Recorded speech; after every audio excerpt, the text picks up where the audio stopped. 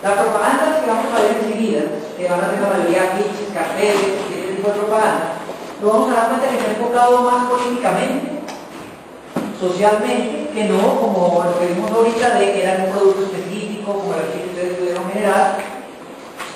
Entonces, vamos a ver, esto que vemos aquí es un fotomontaje de todo lo que quería en ese momento políticamente el Partido Comunista mostrar a la gente. En este caso la gran cabeza que era el Lenin, que es la cabeza que vemos arriba. El pueblo pululante en actividades de marchas y cosas, que es lo que vemos abajo, como en una estampilla. Y lo otro es como el llamado del país, CCCP Rusia, cuando existía la Rusia soviética, ya no existe. Entonces, este tipo de fotomontajes que hacían no solo tenían que ser en blanco y negro, porque muchas de estas fotografías se retocaban. No necesariamente tenía que ser en blanco y negro.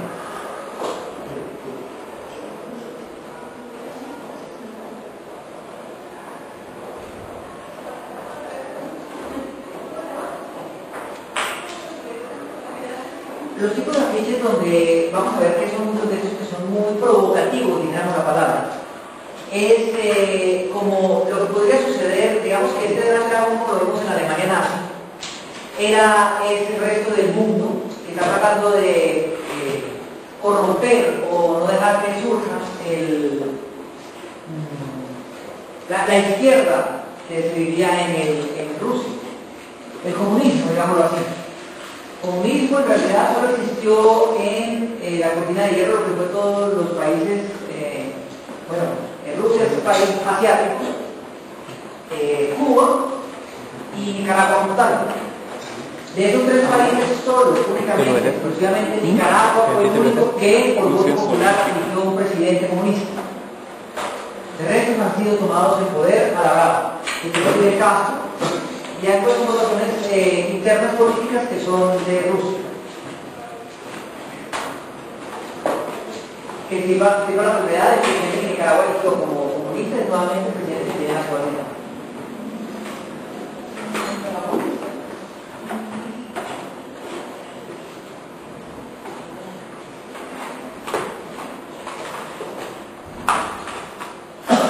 Muy pocos de ellos sacaron, pero la idea era, en realidad, Rusia lo que quería mostrar era que era un país fuerte, dominante, que tenía mucho poder, pero eso generó mucha hambruna, tuvieron muchos problemas de cambios climáticos que dañaron mucho sus cosechas. Muchas de las personas que vivían, sobre todo en la Siberia, en la parte norte de Rusia, sufrían una miseria increíble. Entonces la idea era que se pudiera colaborar con ese tipo de gente, de buscar una fotografía de una persona ya de cierta edad, una persona ya anciana, para generar como esa idea de que solo en realidad el anciano que puede llegar a tener como cierta miseria, aunque contradictoriamente el partido lo que decía era que usted, si era capaz de entrar en el partido y funcionar por el partido, usted debería tener una vida completa feliz por haber colaborado con el partido. Pero cosa que vemos no se generó como tal, ni actualmente ni en ese momento.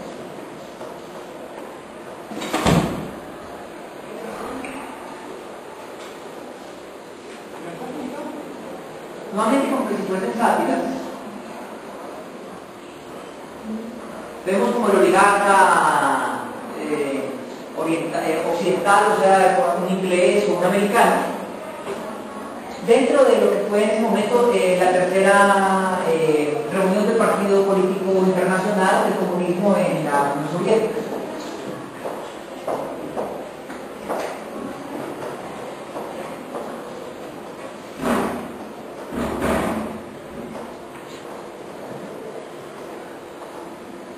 Caricaturas como esta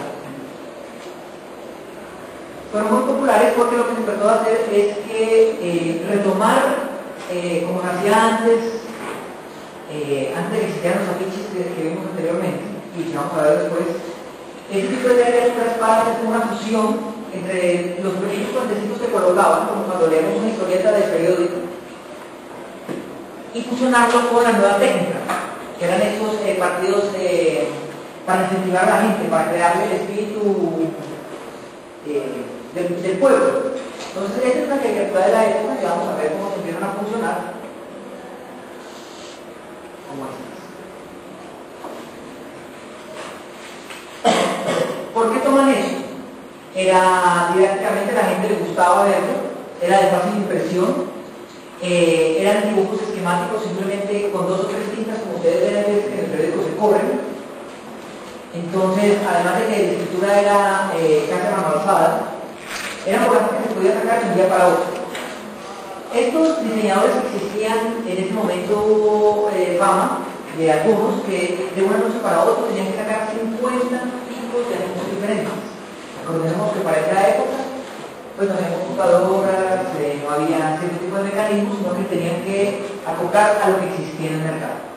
Este tipo de imprenta de una a 2 tintas nomás, una serigrafía de lo que sacamos.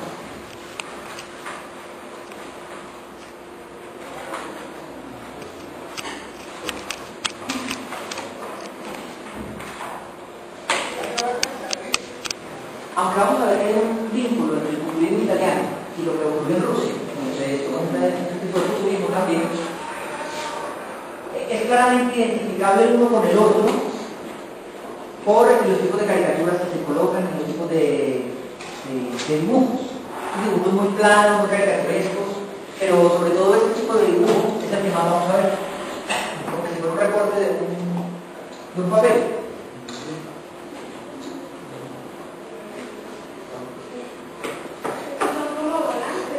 Sí, se colocaban en cualquier parte, usualmente se repartían por medio del tren. La idea era de que todos los volantes llegaran lo más lejos posible dentro de toda la Unión Soviética para poder desplegar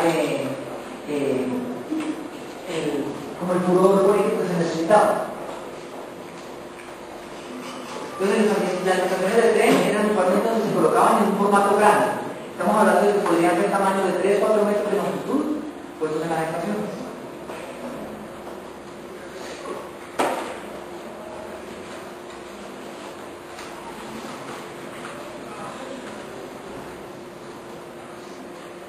Si nos damos cuenta, los dibujos como que si fuesen época egipcia nueva, son solo en 2 dimensiones, casi como si fuera de frontalidad, todo muy plano.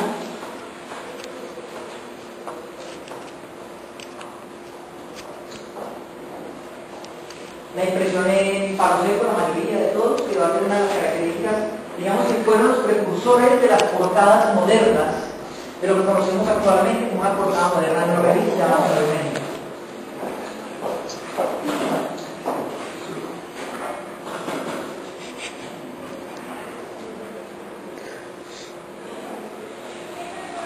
Vemos aquí abajo los principios de la fusión futurista que había en la Italia, con el esquema de abajo. Que